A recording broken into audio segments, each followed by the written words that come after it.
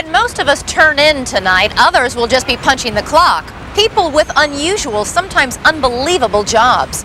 We'll be profiling some of them over the next few weeks in a series we call The Night Shift, with a first look at someone you hope isn't looking for you.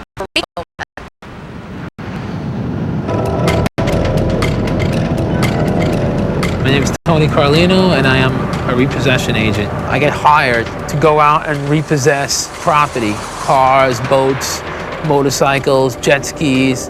Just thought that would be an interesting career. I get to drive around to a lot of different areas. I discover stuff. I pretty much know every inch of the city. It's quite satisfying. 21st Street between 31st and Broadway. All right, so that's where we're headed. I have a client that financed some taxis, and they're delinquent on their loans. This is the alleyway. It might entail a little surveillance because the taxis are always on the go. I'll start looking over here. But there is a considerable amount of risk in my line of work. I'm gonna look around and see what's happening. Sometimes people get angry at me, but I'm not allowed to carry a gun. What's that one over there? I've had people pull weapons on me. I was trying to repossess the car, and the owner shot me in the face. I ended up, losing parts of my nose and, with all this scarring. I'm trying to locate some taxis here, but this one incident didn't really slow me down because I forget all that stuff. You think maybe the cars might be here soon? When I go out, I'm not thinking about the past or what's happening. I just think that positive, that I'm gonna find people tonight. How you doing? I'm gonna locate cars, and I'm not gonna have a problem. When I do find a car, I get like an adrenaline rush. One of my cars is there. I could be just totally passed out, tired, and I just like wake up. Whose car? I kind of just make things up along the way. I'm gonna be seizing this car. So you're gonna take this car? Yes, that's correct. You gotta be like a people person, pretty much. Know how to talk to people. Yeah, that's the other one. How you doing? All right. See what's the best thing that's gonna work for each particular case. I have a warrant for this car. If I have to order something, that's what I'm gonna do. Take your hack license, all your property, and let's go. The taxi drivers are usually pretty docile. I will go to all ends of the earth to get my job done. I'm very persistent. Okay, we're taking them home. I'm pretty damn satisfied. Yeah, definitely. Next week, another denizen of the dark. And that's our view of the world from Times Square tonight. Don't forget to watch Primetime Thursday and 2020 on Friday. I'm Elizabeth Vargas. For all of us here downtown, good night.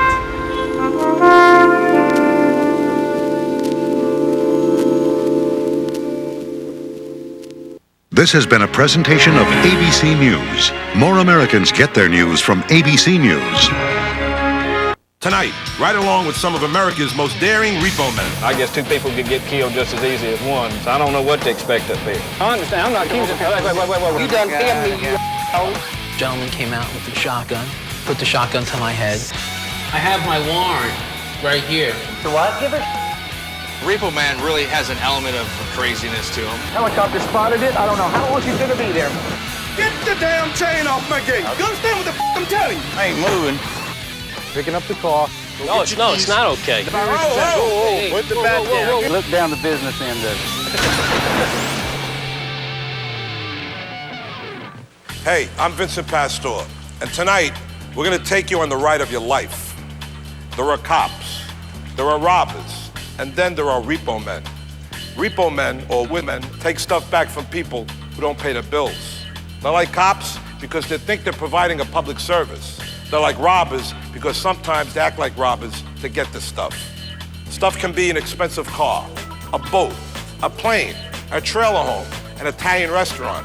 That's right, an Italian restaurant. A motorcycle, or even cattle. Repo men are like bulldogs. They will find you and your stuff, and they're taking it with them. Am I making myself clear? Well, tonight, you're riding shotgun as we hit the road with some of Repo's most notorious agents. So buckle up, because anything can happen.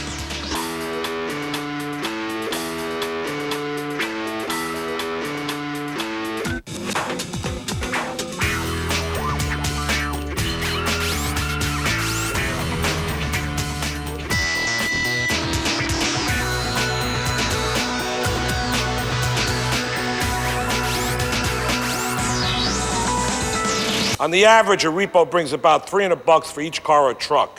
It's a tough way to make a living. It's also a dangerous business. How would you react if you looked out your window and saw someone ripping off your car? Check out what happens when a repo goes wrong. Sunday, it's a good day. A lot of people are home. It's a beautiful thing. Hello, I'd like to speak to Mr. Carmelo Rodriguez. My name is Tony Carlino, and I am a repossession agent. I go out and locate vehicles, and then I take them. And if there's occupants in them, I ask them to step out, and I still take them. There's our vehicle. Some people say seize the day. I will seize the car today. I am Jennifer. And I am Perry, and we are repossession agents. Repo men and women. And women. Yes, I am a girl, but I do a man's job. Would you say EDG? That looks like it. That's the car. Are you excited? Look, you look so happy. Wow, you know something? We're gonna get to break the club. There's a club on the car. Pop the trunk, go look for the club breaker. I love that thing. The VIN matches, yep. VIN matches, plate matches. This just must be a good day for me. Everybody knows the club. It's really a false sense of security because we have this new attachment. We crank it, and it literally snaps it like a twig. Is there an alarm? No, it's not even locked. Ooh, this car was seized by the marshal. Poor guy. And he just got it back. Gotta pay his bills. I spend a good 15 hours in the car a day, you know, seeking out my vehicles. We are looking for a Dodge Caravan, white in color. Basically, the biggest challenge is just trying to find the unit. A lot of times they're hidden or, you know, they move, we don't have the right address. Sometimes I go into the office and I sit by the phone and I start making calls, try to locate people. How you doing, Deborah? I'm looking for Maria. She's not in. What it is I'm with Chris's florist, and we're trying to make this flower delivery. Let's see if I can open this. There we go. Door is open. And the apartment is empty. I guess they're gone. Just want to check the phone number, 958. That's the phone number. We're at the right place. My parents are not too crazy about me doing the job, but this is what I do. Well, we worry about him because, you know, this kind of a repossession that he does, people don't take too lightly, you know. If you go and pick up their cars, they're gonna be mad. What it is I have to loosen this up so I can get that other tool in there. I used to have one on a wrench.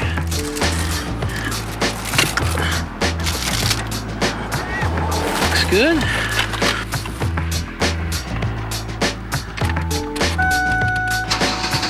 All right, we got it. Now let's get out of here. If people don't pay for their cars, then we should go there, we should take them back and give them to their rightful owners. If I had to be a little flirtatious or use my looks to maybe get the keys to a car that we're trying to repossess, I would absolutely flirt with somebody to do it. I think Tony uses his look to intimidate people. I want to talk to you about a complaint I have about a car that you have in your possession. Frank Bello, how can I help you? Or he has some type of weapon. Actually, I did do a few years of Aikido and a few years of karate. I'm only there to take a car. I'm not there to, like, damage the customer, so. I only have really violent problems maybe, like, I don't know, a couple times a year. The extreme example is when I was following a man with a shotgun. I tried to stay at a safe distance, but, you know, I got shot. Went to pick up a car in Flushing, Queens, and a gentleman came out with a shotgun, put the shotgun to my head. He told the tow driver to unhook the car or I'm gonna unhook his head. I was in a headlock. I think the headlock was so hard that I didn't hear anything. I just wanted to break free. And I kind of like grabbed the muzzle and the gun went off and it was like a firecracker blown up in my hand. So at that time I was really pretty angry that he had shot at me, and I followed him. He think he's, I don't know, he think he look like a Superman. I remember I had like I think the little bat from the baseball game. I think I found it in someone's car. And I was just like banging on the dash. Oh, he's getting away, he's getting away. That mother, he's getting away. And I was just come banging, and I had my foot down to the floor, and I was trying to go as fast as I can. But eventually, I caught up with him. And he exited the car, you know, in some traffic and shot me.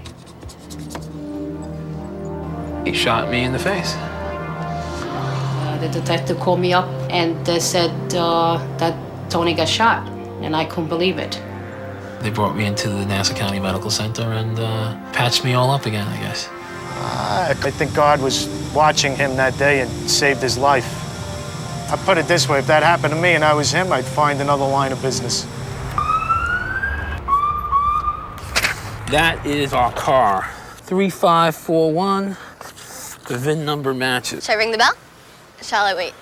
I'm calling him and telling him to come out and see if he can give me the right key. Oh, somebody's coming out.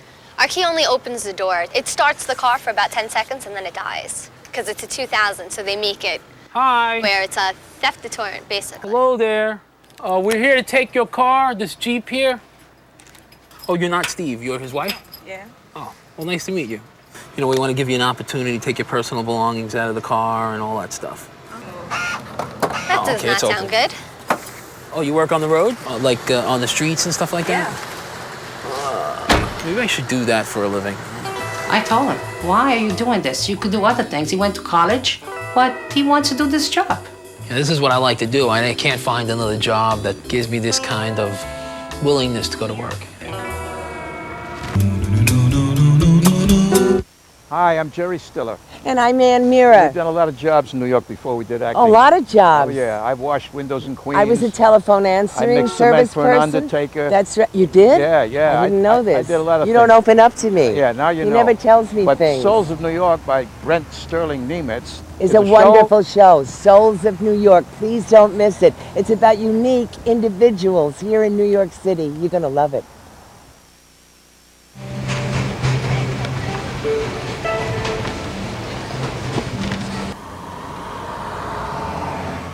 My name is Anthony Carlino, and I am a repossession agent. When you go and finance a car, you take out an installment loan, and you miss a bunch of payments. The company's not really that happy about it, and what they usually do is they hire me to go out and retrieve their car. I guess you want me to introduce you to my associate. This is Jennifer. I basically go out and I assist my repo agent. I help him drive cars, help him find places, search for addresses, sometimes make phone calls for him. And I cover New York City, basically. New York City, the surrounding areas. Pretty much any hour I can get out there. I usually try to wake to work when everyone's sleeping. I try not to have any contact with people. Usually maybe like 1 a.m. to 5 a.m. is like my peak hours. I got started doing this through a newspaper ad. I was looking for a job, and I saw an ad for a female driver's wanted. I like to be out there in the night, so I found it interesting. It's a 2001 Dodge Neon. We could start looking for our blue Neon right now. The blue Neon? Nah, it's not it. That's not ours. This is looking pretty good. It's not Patriot Blue, though. Green, what is it, green? Am I blind here? No, it's blue, right? We'll swing around and check again. It's black. It's not Patriot Blue. I'll check the surrounding area. If it looks like it's an area like this where there's so many cars here, he may not find a spot in front of his door. He may have to park a few blocks away. I'll focus on this for a little while, and then we'll go on to the next case. This is the life of a repo man. This is what happens. Oh, baby, one last chance to get lucky. 2001. God damn it, there's so many of these cars. Yeah, that one's a 2000. So this will probably be the last block we check. We leave the sticker, we get the hell out of here. I made it inside. People would expect a tow truck. I don't want them to see me coming, so I like to come by car, and I was never much of a tow truck driver. It says cocaine addict, kicked out of safe house. All right, we're looking for a Ram Silver. It's probably a pickup truck. Let's see if there's any Rams here on the street. Just take a quick look around the neighborhood, and then we'll look in that backyard. I'm gonna put a sticker up there. That's what I'm gonna do. I write a little message here. It's actually a trap line thing, and there's a trap number. And when he calls this number, the phone call will get forwarded to me. Tell him I have a delivery or something for him, and I'll try to get some information off of him. And if he tells me this is his address, then I'll just ask him about the car. It's not about just getting the car. There's more to it. There's actually some legwork that you have to do. A little ingenuity, creativity. And I need to verify that he's actually there. So if he calls in, he's like, you stuck a thing on my door. I can't get it off. You know what I mean? On glass surfaces. Yeah, no, I put it on surfaces where I think it's not gonna come off. You know? So they call and they complain. Well, the most major thing that happened to me was I was shot. You know, I had a little altercation with a customer. He came out with a shotgun, and he threatened me that he didn't want me to take the car. He took a couple of shots at me. He missed me. Eventually, just shot me in the face. And that was about 10 years ago. There was a fellow that didn't want to get out of his car, and I didn't want him to get away with the car, so I started taking his license plates off the car, and he bit me. I don't know if you can, probably camera can't see this little bite mark, but it's right over here. He bit me in a couple of different places. We are gonna head over to Triborough Bridge, up to Yonkers. Some nights are very complicated to find cars. We have numerous amounts of addresses, and sometimes people even put false addresses on their papers. Sometimes the company actually contacts them and lets them know we're on our way to repo their car, so they'll go ahead and they'll hide the car in the garage, they'll park it at a friend's house. They'll go out of state realizing that we're after their car, and sometimes the car is very big, it means a lot to them, so they'll hide the car. They'll go to great extents to hide the car. This is bad. This is a bad case because there's no phone number. The guy has no information for me. A white Toyota. What is that? What kind of car is this? White Toyota around here with AVG as a plate. I'm not seeing anything white yet. There's a Toyota Corolla. That's a Tercel. This is a Corolla. I think it's a Corolla. And that is it. 8856 AVG. That's our car? Yeah, that's our car. Oh, you're gonna have action tonight. There's an alarm and there's a club. Pop the trunk. I don't know. No, the alarm's not gonna go off. But I seen the blinking light, so I thought there was an alarm, but probably it's broken. This is called the Club Buster. For you people out there in TV land, it will break the club. You're gonna hear a snap. Yeah, we heard the little crack, it broke. Keep on turning it. And there we go. Okay. Feels like I got a job done tonight, but I'm actually tonight's one of the nights that I'm gonna make money. Well, usually I don't let it get into the car. I do the repossessing, and she just follows me with my car. Well, it kind of wakes me up a little when I find the car.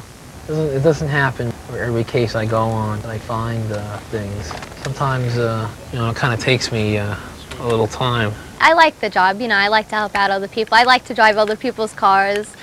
And I like the look of the people who come out, and they know they haven't paid their loan. They know that their bills are just building up. They come out and they look surprised and they go, "What are you doing with my car?" And you know why we're here. You know why we're taking your car. Just keeps me busy, keeps me going. It's not your daily run-of-the-mill job. It keeps me going, basically.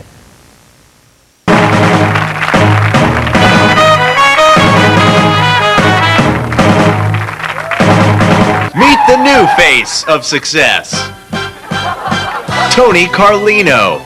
He's making a killing as a possession reallocation engineer. They're kind of like Santa Claus, but in the other direction. Don't let all the glamour fool you. He's just like you and me. How did,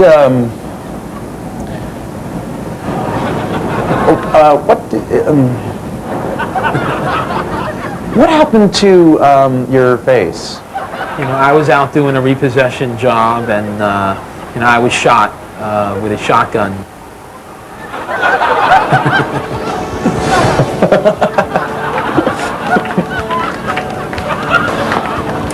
The innovators of the bankruptcy economy continue to prosper with a little ingenuity and a lot of optimism. Ed Helms, thank you, Ed. We'll be right back.